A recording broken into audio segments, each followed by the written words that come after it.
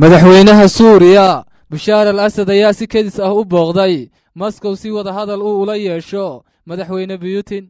Kremlinki ayaa sheegay in madaxweynuhu ay kulmeen habeennimadii Talaatadii waxayna ka wada hadleen in la sii wadi doono ololaha militari ee Ruushku ka wado Suuriya. Mr. Putin ayaa sheegay in Ruushku uusan diyaar u ahayn oo kaliya militari la dagaalama argagixisada laakiin sidoo kale uu diyaar u yahay in xal loo helo xaaladda siyaasadeed. Mr. Assad ayaa aad ugu mahad celiyay Ruushka isaga oo sheegay haddii uusan Ruushku caawinayn argagixisada in ay ku faafi lahaayeen meelo kale badan. Dhinaca kale Mareykanka iyo Ruushka waxay ku wada heshiiyeen bayaan isfahana si ay u yareeyaan halista kaga iman karta diyaaradahooda dagaalku inuu shil ku dhex dhaco inta ay dul wareegayaan hawada dalka Suuriya.